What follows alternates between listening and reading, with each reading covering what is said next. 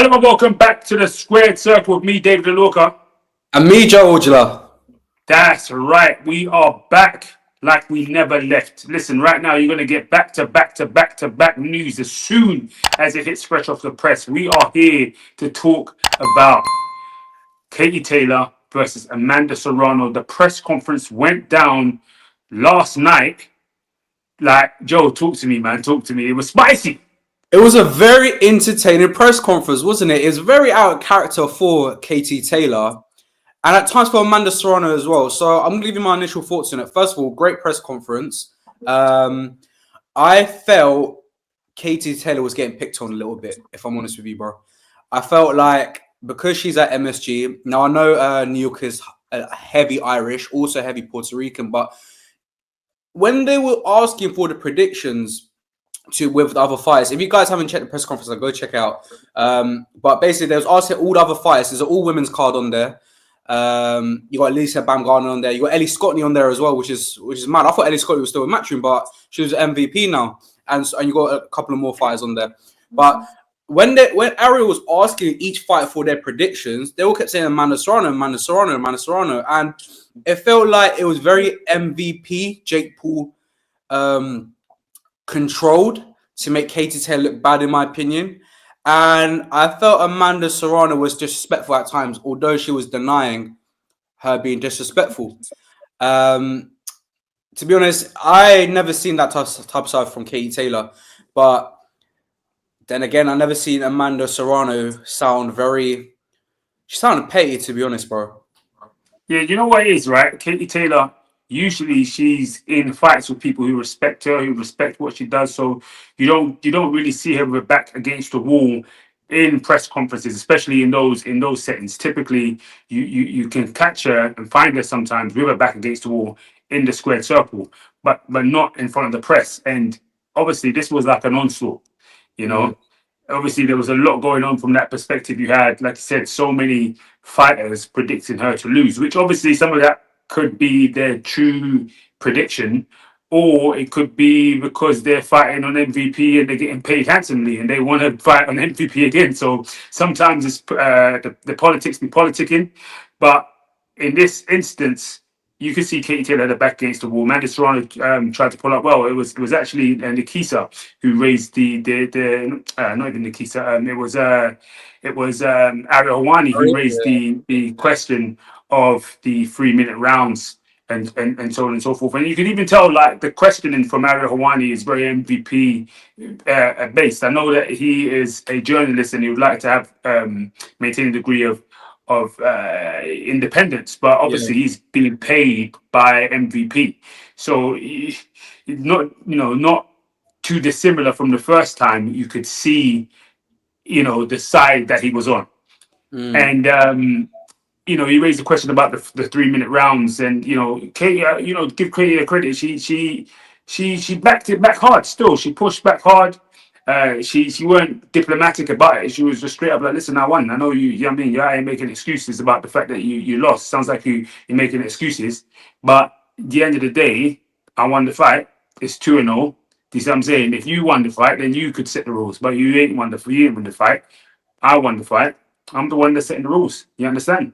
And the truth is, what she's saying is true. There is various different options, there various different ways she could have gone. She could have gone a different route and rematched Chantel Cameron as well. So many other there's different things that she could have done. Everybody wants to fight her in the division. All women in the division from different weight classes. Even Clarissa Shield mentioned that she'd come down to fight her, which would be crazy. So she knows that she's the prize in that division. However, we can't sit here and pretend like there weren't some varying degrees of controversy surrounding her victory. Some people, a lot of people, believe that she didn't rightfully win that fight. One thing that's for sure is when these two fighters come together, there is a great deal of fireworks that go off when these two come together. It just seems that Amanda Serrano hasn't been able to edge it, and now we can lick our lips, ready and excitement for the next one. For sure. And just quickly talking about Ariel Hawani, is very surprising about Ariel because I know I've seen multiple content from Ariel, how much of a fan he is of Katie Taylor's.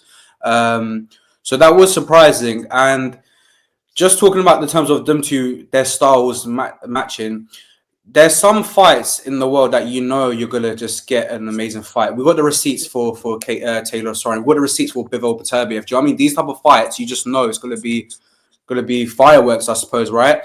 And just talking about the 2-0, although Kate Taylor is factually correct, and also Amanda Serrano has got a point in terms of people felt she won the second fight. I felt she won the second fight. I remember we was watching Netflix. I think you was in Ghana actually, and I messaged you. I was like, brother, now Serrano won that fight. In my eyes, it should be 1-1 right now, but nonetheless, there's still, Serrano still has the chance to get that back. So it's a bit of a tricky one, to be honest. I understand the frustration and the I suppose the bitterness. You can kind of feel it from Serrano, and I can sense the passive aggressiveness from Serrano as well. Mm-hmm. Even with the little stuff where I think a journalist asked, is this going to be your last fight? And Katie Taylor said, "Oh, we'll see after this performance." And then Serrano just whispered, "Yes." Like, it seemed like Serrano wanted to send digs, but not get caught out of Taylor hearing those digs. But Errol Harani was there to make sure everyone heard it. And look, I just know it's going to be a great fight. And my question to you is, you mentioned that Taylor's the money fight in the division, which she is. She's one of it. In my opinion, it's either her or Serrano. Who do you think is the bigger money fight? MVP backed Amanda Serrano, or probably the face of the face of boxing, and definitely the face of women boxing, Katie Taylor? Which one do you think is the money fight out of them two? It's Katie Taylor. Katie Taylor is the prize. Katie Taylor is the money fight. Katie Taylor is the one that people want to fight because she holds the legacy. So the money fight is not just because of the cash that is put behind it. Yeah, MVP. It's clear. People might be in the comments and say, well, to be honest with you, Amanda Serrano's getting paid more than Katie Taylor, which is what the line out of MVP is saying. And that's fine, because MVP, I'm sure they are inflating Amanda Serrano's purse because they want her to be the most well-paid female athlete, most well-paid female boxer. But outside of that matrix, it is Katie Taylor. I think Katie Taylor is going to end up fighting in Saudi at some point, simply because I'm sure they want that legacy with her having a fight out there at some point. So I think, if you're asking me, I think the world knows that it's Katie Taylor. But obviously, when it comes to the actual numbers in this fight and their previous fight, MVP have given more money to Amanda Serrano than to Katie Taylor. And on the talks of those back and forths and those underhand comments, we need that. I'm glad we're getting some of that in women's boxing. Yes, women's boxing at this level with Katie Taylor has been quite, like I said, more sanitized, but it's been a lot more respectful. But I'm glad that there's some needle coming up between these two, and that you have Amanda Serrano, who believes that she's been hard done by, coming up and speaking, 100%. I was going to ask you about first of all, just talk about who's the bigger money fight. I think as a sole entity, right, it's Katie Taylor, but because of MVP, it's very close. It might be Amanda Serrano because of MVP, but I don't know. I suppose, does that really count if a promotional company is backing you with extra money and inflating the purse? I'm not sure. It counts to a certain degree, but then it doesn't count outside of the two of them. So Amanda Serrano is getting paid handsomely in this fight, as she was being paid in their last fight handsomely, and she's being paid handsomely by MVP in general. However, outside of these two boxing each other, Katie Taylor's made more money than Amanda Serrano. Katie Taylor gets paid more per fight. It doesn't matter if she's fighting Amanda Serrano, or she's fighting Chantal Cameron, or fighting Delphine Pursoon. Katie Taylor has amassed more money across her career than Amanda Serrano on a per fight basis, and that's plain and simple. And what did you think of the face-off at the end with the head guard? Obviously, she's basically indicating that Katie Taylor's a dirty fighter. I know, infamously, they all complained about in the second fight, even the first fight, about the headbutts. Of course, with a southpaw and orthodox, you are going to clash heads. But look, I'm not gonna lie, Katie Taylor definitely was aiming for that cut as soon as Amanda Serrano got cut. Yeah, what did you think about the little head guard scenario there? It's just cheeky. I like it. I love it. I love all of that. I love all of that stuff. It helps sell the fight. I'm sure Netflix was more than happy with the press conference and the way in which it all went down. And hopefully this one has high views, has some very, very high views like their last one did. For sure. And just to talk about the head guard situation, I think that was a bad move from Amanda Serrano, because I feel like Katie Taylor's the type of she's a I'll show you type of fight, if that makes sense. For example, like when people said she couldn't box when she first started boxing and she had to, come in as a boy. I think her name was Kay Taylor at the time, bringing women's boxing into the Olympics. Every fight put up against her, she's proved people wrong. And I think she's a type of fighter that needs to get something to pick herself up for something. She needs something to bite off. And I think Serrano might have been taking a mick out of her, but at the same time, I was looking at Kate Taylor and she was like, all right, cool, I'll show you now. So I think it was actually a bad move from Serrano. I do think Kate Taylor is going to win. I think because of that little heated press conference. She just needs something. Some fighters need something. You know what I mean? No, I'm with you. I'm with you 100%. I'm with you 100%. Yeah, I'm super looking forward to it. I think it's going to be a sensational fight. I'm looking forward to the build-up, the continued build-up surrounding that. But there's also been some more news in boxing. Yesterday, the British Board of Boxing Control, British Boxing Board of Control, ruled on the situation with Wardley, with David Benavidez and Jamie TKV. Basically, they didn't rule it a no contest, which, funnily enough, I'm actually happy about. The fact they didn't rule it as a no contest, because then they'll have all of these subjects of all these other fights that they could have and should have ruled as no contests. Yeah. But they did order an immediate rematch, which I'm glad about, and I'm hoping that we see that on the Fabio Wardley undercard. For sure. I saw a post on X. Some fans and people in the sport are a bit furious about not me ordering the rematch. It was the right move, but not explaining why the rematch was ordered. I think they just made a statement that an immediate rematch is ordered, but they didn't give the reason why. And I think the reason why they didn't give the reason was because of protecting the referee. And I know in the previous episode we spoke about protecting referees and not doing post-fight, post-match interviews, I suppose, in not just boxing, in any sport, right? So all the popular sports that we know, football, so on and so forth, right? But yeah, I think fans are furious about not giving a reason why. Nonetheless, I am happy that the rematch is ordered, and also I think both fighters said before the rematch was ordered, they're down. They want that as the next fight. And I was thinking, look, what fight is there that's screaming out for David Adelaide, and especially TKV? I don't think there's any other fight that David Adelaide can go to right now, just because of the way the heavyweight division is and the way it's moving.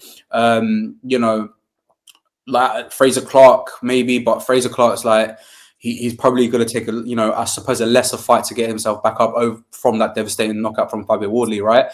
And I know Eddie Hearn mentioned maybe the winner of Fisher Allen, but that's still a few months away. So it's going to be a while for Adelaide to have a fight if he didn't take that TKV rematch. So I think it's the right move, and I think these type of fights where there's a highly controversial talking point, I suppose, it's important to basically put the nail in the coffin. Yeah, and I think when you have controversy surrounding the end of a fight, it automatically sells the fight within itself. So it doesn't really need too much hype. It doesn't need too much noise. It doesn't need too much. It already sells itself. The people have already clamoring and complaining about the way in which it ended. So I think it's perfect for both fighters. I think it's great for Jamie TKB because it allows his profile to continue to rise, his stock to continue to rise, because a lot of people didn't know who he was. prior to this. And I'm talking about the everyday boxing fan. And so I think it's perfect for him. And I think, like I said, for Adlai, it gives him the ability to have a fight that's meaningful, and allows him to defend, get a defense of his British title, which means he only needs a couple more defenses and he's won it outright. So, you know, there wasn't that much out there for him. I'm glad that this is happening from that perspective. And yeah, long live the heavyweight division, especially in Britain. Yeah, 100%. You know what? Just to add on that, to be fair, like their profiles, both, especially David Adelaide's, have been raised quite a lot from that controversial bout. So definitely it will be more, I suppose, publicized, right? But do you think that? So there's rumors that they might do it on the undercard of Wardley Miller, or go and headline, I suppose. But do you go on the undercard at a stadium, or do you headline your own bout there if you're David Adelaide? David Adelaide don't care. He's just down for whatever, Yeah, the weather, soon enough, because none of them looked like they were too hurt anyway. So I think obviously you've got a fight date that's already there that the undercard hasn't been made for. If both fighters can make it for that thing, yeah, I think they should just roll the dice and go and do it then. for sure. And obviously TKV, who is with Boxer, and the promoter of Boxer, Ben Shalom, right? I think a few days ago he spoke about the contract situation between Liam Cameron and, of course, Ben Whittaker, where they basically made a mistake in the printing, saying it will be a 12-round bout rather than a 10 bout. Now, Ben Shalom has basically said, David, that these things happen, and it was a very expensive mistake. And I think they said that they had a few fights in the works. I think they were talking about a Coley Riakporhe and another fight that I just can't remember. And they basically used that template and basically used it for this contract. So he said this is an expensive mistake. But what I do like about it is that he kind of protected his staff, and I've heard, like, before. Obviously, I'm not involved in Boxer specifically, but I've heard rumors and that Ben Shalom does look after his people. So it's nice to see that he's trying to downplay it in terms of protecting his staff, right? But at the same time, you can't downplay it in terms of the mistake is. He was just saying, "Oh, it's mine. It's very expensive. These things happen," but it doesn't look great for Boxer. I've never seen a mistake like this happen. I don't know if you have. You've been in boxing for such a long time and more in it than I've been, so you probably know more. I've never heard about a mistake like this ever happening. I don't know if you have. It's amateur. It's amateur. It's childish. It shouldn't be happening at this level of professional boxing, to be honest with you. But credit to Ben. He is owned up to it from that perspective. He's owned up to the fact that, yeah, it was a mistake. He's owned up to it, whether or not it was a mistake or not. Do you see what I'm saying? Because there will still be people that will go, well, maybe it wasn't a mistake. Maybe it's supposed to be a 12-round fight, and the Whittaker, as maybe he's saving face of his fight. But whatever which way it is, he's done the right thing. You understand what I'm saying? Whichever which way it goes, this is the best thing that he could have said. That, listen, it was a mistake, a very expensive one, which means that they've had to pay some money. I don't know which way it's going to end up, but basically, I think when somebody says an expensive mistake, it means there's a cost to it, and it looks like then, from my perspective, it's going to be a 10-round fight, and it's going to cost them a lot of money in paying, compensating my man for the fight. However, or it looks like it's going to be a 12-round fight, and it's going to cost them more money in paying Whittaker to do 12 rounds. Whichever which way it's going to cost them. But yeah, if you're asking my opinion on it, obviously it's a major schoolboy error at the highest level, which I'm sure he's going to push to make sure it doesn't happen again. I should mention Ben Shalom basically said it will be 10 rounds, so it looks like Cameron got a good payday out of it. He also mentioned that Queensberry played a lot of games, but that was inevitable. As soon as you saw that mistake, you know Queensberry. It's a fight. It's a fight. Listen, you're in the fight game. The fight begins before negotiations even start. You're fighting with the opposite promoter. Doesn't matter. You're in the fight game. That's exactly what you expect them to do when you make a mistake like that. Come on, like Mm. like let's be real. That's exactly how it's going to go down. Queensberry are going to be pushing in their best interests and the interests of their fighter. That's the way in which the game goes. For sure. And to be honest, like you are right. At least he has owned up to his mistake. It's just I didn't like when he said these things happen when these things do not happen. Right? I've never seen Matchroom or Queens. I'm not saying I've seen every single crunch. I'm suppose there are mistakes that we see that we don't know about rather. But it's not like it's a grammatical error or it's a spelling error. Do you know what I mean? Like, no, you got a really big thing wrong. And if I'm Ben Whittaker, I have no faith in boxing. Anyway, Ben Whittaker for ever since he's got signed to box, he's always hinted that he's going to go to Matchroom. He's hinted here and there all the time. And now, how am I meant to have faith in you in boxer when you can't even when you get one digit wrong? Really, do you know what I mean? And I know it's the fine printing, but that's a big thing, especially with the way the fight went first. I'd love to know if the people that are doing contracts are they boxing people? Because if you watch the first fight, you know you should try to get to 8 rounds if you're Ben Whittaker. But obviously that's never gonna happen. But like 10 rounds, it should never be a 12-round fight because Ben Whittaker gassed the first fight, gassed. So you should try to do it as low as possible. But yeah, it is what it is. But do you think Ben Whittaker will have faith in boxing in the future? I worry about for boxing stage because it's like Ben Whittaker, Adam Ziem, and I suppose Chris Eubank that are kind of leading it. Out of Chris Eubank, you can't trust. You know, he can just bounce whenever he wants to bounce, to be honest. Ben Whittaker looks like he might go. Adam Ziem, I suppose Adam Ziem might stay. But yeah, it's not looking great for boxing, man. Yeah, listen, all this stuff is it's not looking great. But Sky Sports is obviously boxers' greatest benefit. To be honest with you, if they lost the Sky Sports contract, that's where the issue would come in, and I think most people will run for dust. But at the end of the day, money talks.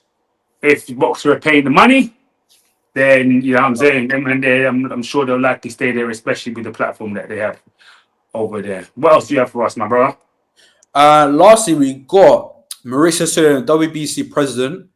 Basically, he's shown a lot of bias towards Benavidez. It's not a great look. It's not a great look when you're under, I suppose, people on the gas towards you when it comes to, i.e., Turkey Al Sheikh, Ring Magazine, and the fans.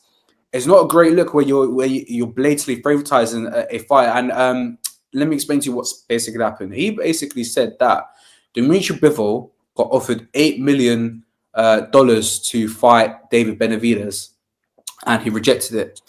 My first question to that is, you are a president for a belt organization. What are you talking about? Like, you know, purses, all that. Isn't that with the fighters and promoters?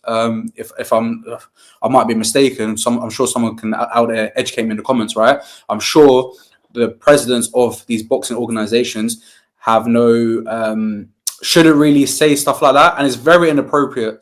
It's very inappropriate for a president to say that. If it's a promoter, okay. If it's a fighter, okay. But it's not a great look for that. Also, he's making it sound like Dmitry Bivol doesn't get handsomely paid already.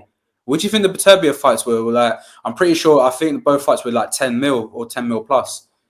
Like, do you really think Turkey Al Sheikh's not looking after Dmitry Bivol when it comes to these undisputed fights, these wars?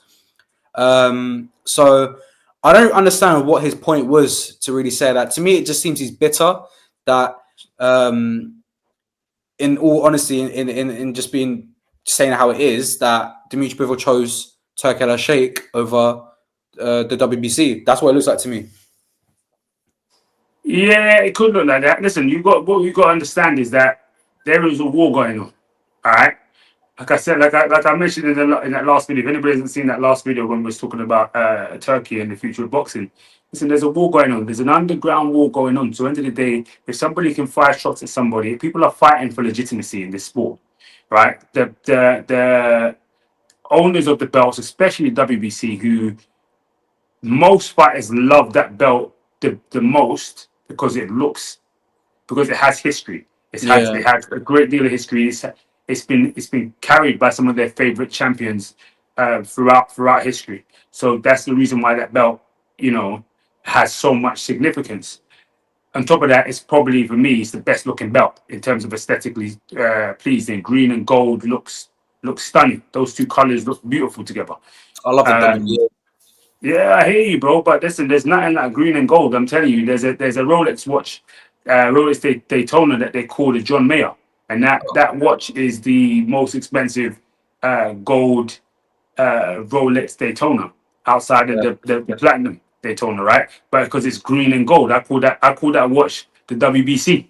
You see what I'm saying? That's what I call that watch because Yeah. those colors complement each other so well. Even right now, you see what I'm saying? You see what Tyson Fury's wearing up in this? Green Mm. and gold, baby. WBC. You Yeah. understand? There's a reason. You understand? So listen, them guys know they're under threat right now. Turkey's creating a new competition, a new promotional company, which is focused around his own championship, around his own league, similar to when the Premier League felt they were under threat with the Super League, and the Champions League felt they were under threat with the Super League. And all of this, we got to understand is like because there is a war going on, right? It may be a cold war. You see what I'm saying? Yeah. Where no actual shots are being thrown really, but verbal jabs are being made, economic jabs are being made, sanctions are going on in this direction and that direction to move the needle. That's what's happening right now in boxing. So that's why you'd have the likes of Mauricio Suleiman coming out and speaking and saying this and that. The truth of the matter is, yeah, it may look like he's biased towards Benavidez, but it's not about Benavidez. It's about the WBC. Because if it Mm. was about Benavidez, he'd have been pushing Benavidez to full Canelo when that time had long went on for several years. It's got nothing to do with Benavidez. It's got to do with the fact that Turkey is doing his own thing. He's ripping up Mm. the rule book and he's doing his own thing. And that puts him and his organization under threat. That's the Mm. reason as to why. Look, I think 100% you're right. I think there's a massive confusion of what the real relationships are between the I suppose the belts and Turkey, right? I think we all know low key that it's not great, but then I hear rebuttals to that saying like, oh no, the WBC got the Grand Prix coming up in Saudi. You know, Turkey also said that he's got no problem with the belts. The presidents have said like that they've got no problem with Turkey. Well, Marissa Silva specifically said that, but I think also I think Gilberto or something, the WBA president as well. But look, I think from from the outside, I feel like look, the relationship's not great, and we are going to see throughout the year who's going to be on top. Are the belts organizations going to be on top, or is Turkey going to be on top? I think because of the I suppose the economic powerhouse that Turkey Al Sheikh is, money talks, isn't it? But look, I just didn't like the whole WBC scenario. It just still feels like toys out the pram, to be honest. And I feel a bit of bitterness. You gotta listen, you gotta fight, bro. I You think gotta it's fight, bro. You inappropriate. gotta listen. You gotta I fight. think You it's gotta fight. inappropriate, honestly. Yeah. You've got to fight. You've got to take some shine off. Because although like we had this conversation previously, the WBC are working with Turkey in his tournament and with his tournament because that's mutually beneficial for both sides. Mm. Like that deal was done. That deal was done before Turkey even said he's going to do his own thing. And even if it happened outside of that, like I said before, all of these organizations and all of these promoters are already legitimized Turkey. So they've given him legitimacy within the sport of boxing. So he cannot be ignored, and he's paying good money. However, the threat to them and their existence and the way in which things were done, especially the way in which certain people were speaking regarding the TKO, about the belts in its initial state.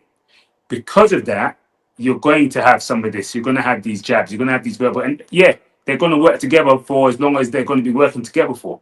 That's just the business of business. However, I'm telling you, these men are not Reggies. Google and Apple used to work together all the time. They used to work together from at the beginning when the iPhone was first created. They were Reggies. They're working together. Now they ain't. Before there Mm. were certain apps that were automatically pre-installed on an iPhone. They ain't anymore. Okay. Although yes, they still work together to a certain degree. Yes, you could download Google Maps if you want to and YouTube on your iPhone. Them men ain't Reggies. Before some of that stuff used to come pre-installed. because Apple needed the legitimacy of Google, and Google wanted to be on the great new thing. Now Google creating their own phone and doing their own thing and their own zone, and Apple creating their own search engine, their own maps, and their own so on and so forth. And so you have that. That's what happens in business. So this is not the this may be the beginning, but it definitely ain't the end of some of these underhand comments going back and forth, and these hooks, or these hooks being thrown in the break, you know, just to bring this whole thing around full circle. 100. You know what? Just facts, by the way, all facts. Yeah. You know, so I suppose it's a mutual trade, right? It's recognition and publicity with for Saudi and Turkey Al Sheikh, and for the WBC is money in terms of the Grand Prix. Would you reckon is more valuable, the money going towards the WBC or the recognition and the publicity going towards Saudi and Turkey Al Sheikh? If you're gonna ask me, I think it's I think, you know, like I said in our last video speaking about this, and I hope people head back to that last video, and because there's a lot of great talk going on in that video. But if you ask me, I think Turkey's the winner in this, because money is buying him legitimacy in this. It's bought him legitimacy in the sport. It's buying him presence on the airwaves. It's buying his name in the mouths of everybody surrounding boxing. Like, come on, he was the most influential person in boxing last year. Like that within itself tells you everything that you need to know. All right. He has bought him. He's bought that within it. So similar, like I said, similar to what Saudis did with Live Golf, but this is different because Saudis came in with Live Golf without infiltrating their way into the sport and gaining legitimacy from that perspective, which they now have done with the might of their muscle, but now with the might of their financial muscle. But what they've done within boxing is gained integrity within the sport, not just use their financial muscle to put together some Mickey Mouse fights, to put together the big fights in the sport that the fans have wanted to see. Now, once you have the fans, you have the sport, and that is what they've done here. Facts. Guys, let us know in the comments what's more important, the WBC getting money or Saudi Arabia getting the public eye on them. Let us know in the comments. That's right. Now, as you know, that is all we have time for today. Don't worry. We might be back tomorrow with another one for your head top. Who knows? Depends on what's going down in the world of boxing. I've been David Benavidez. I've been Joe Ojala. You've been watching The Squared Circle, and we'll see you again next time.